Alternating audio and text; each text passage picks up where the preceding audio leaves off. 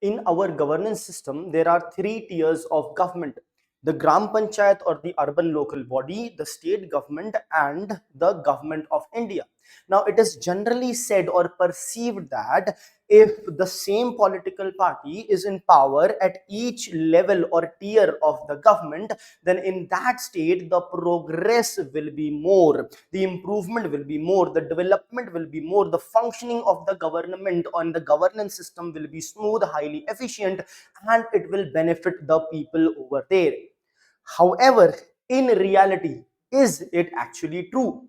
So what is happening in India right now is there is a political party that is gaining power all over India. Of course, the political party is in power at the center. In addition to that, it is either also capturing power in various states or becoming more and more prominent in other states. So what is happening is politically it is gaining a lot of ground, but at the same time, when it comes to governing or specifically with respect to the economy, it is basically losing the ground.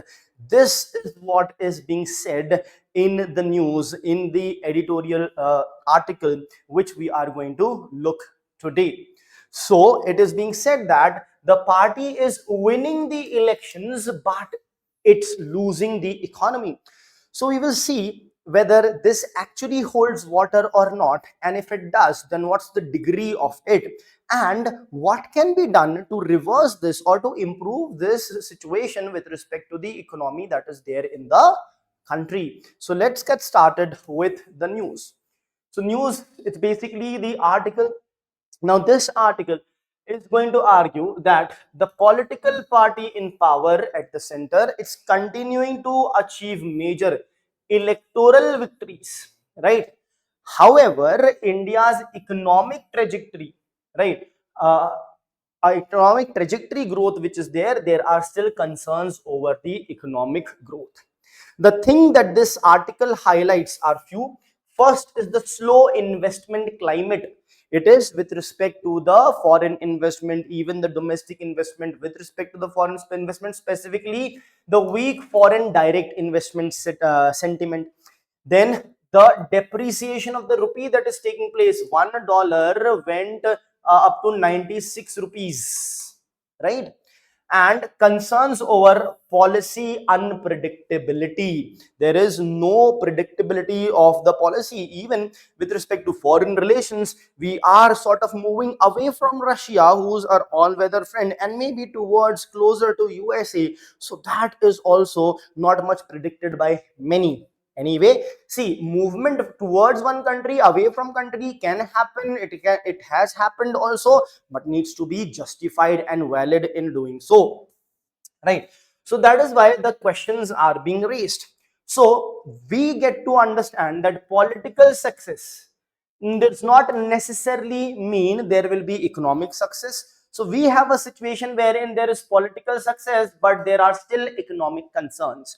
So if you look at the political high, so there has been strong electoral performance, increasing political dominance at the national level, then strong leadership perception under the present leadership that is there. So the perception is strong. Whether the leadership is strong or not is a completely different thing altogether. But do the people perceive it to be strong? Yes, probably they do.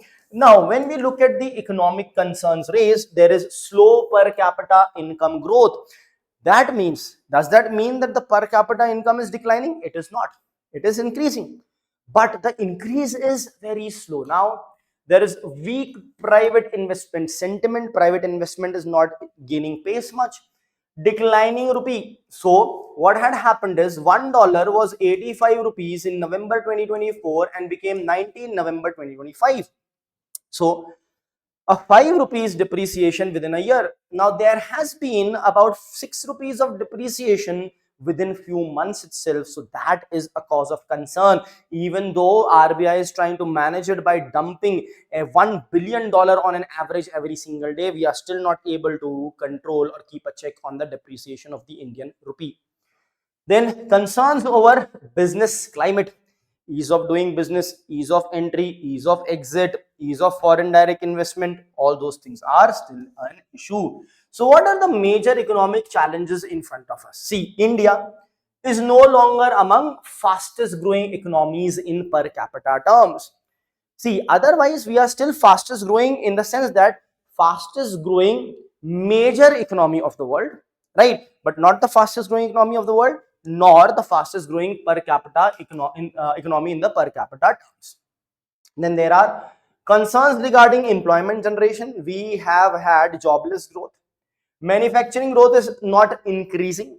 Export competitiveness is not there, and it can get worse after the trade agreement that we have signed, because it has been seen that after the signature of the trade agreements, we have our trade has increased, but our uh, current account deficit, that is the difference between the export and import, has not become better. So let's see. Then you have the currency depreciation, wherein the Indian rupee is significantly depreciating against the dollars, again against other currencies as well, specifically against the dollar. Now this reflects what?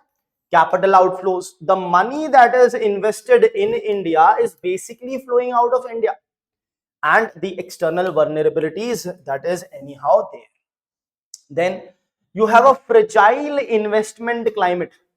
The policy unpredictability that we discussed, that leads to fragile investment climate. People will not trust, people will not be eager to invest. Then there are concerns over regulatory uncertainty, legal process, ease of doing business, that I have already mentioned. Then there is something known as the macroeconomic paradox, wherein the macroeconomic indicators are stable. What are these? Inflation, political stability. Chalo, this is political political indicator, but inflation, manageable current account deficit. However, still the investor is hesitant even after good, economy parameters, right? Then we are now facing basically the FDI debate that is there. What is it all about? So the FDI, which is the foreign direct investment, it brings capital inflows, it brings technology, it brings global supply chain integration, it leads to employment generation. Okay.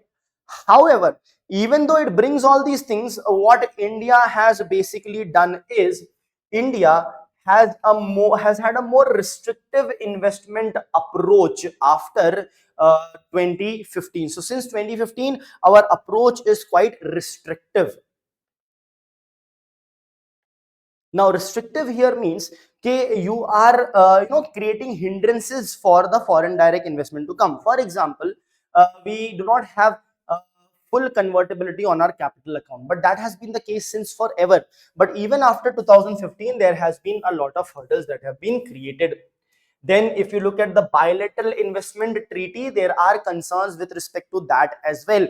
Bilateral means investment treaty between two countries. So what are these concerns? Mandatory use of Indian courts before arbitration. So if two countries, India and another country, are coming together for investment treaty, we are saying, boss, if there is any issue, you have to come to our courts only to resolve the issue. No matter who is putting allegation on whom, it will be resolved in India only. So then that again creates a concern, and this will lead to what? This will lead to discouraging of foreign investment. The long term manufacturing sector will take a hit, and the global firms will want to have more sort of policy certainty. Then there is the quality control order. What has happened is, the quality control orders, which again is sort of restrictive in nature, they have been sharply increased after 2017. Okay. Now these are used to regulate product standards. It is good, it has to be there, but too much stringent nature in that also hampers the trade between the country. I hope that is clear. So the critics argue that this quality control orders are increasingly protectionist in nature. They are increasing protectionism, right? They basically restrict the import, they reduce the competition, and they benefit the select domestic firms only. Overall economy as such is not helped much. But the larger debate is what? The larger debate is, because the government is favoring the local things, at the same time, because of that, our international trade is taking a hit. So there is a trade-off between Atmanirbhar Bharat or global economic integration, what you should go for. See, you cannot choose one single thing and avoid completely the other. You have to basically balance both. That is the idea. right?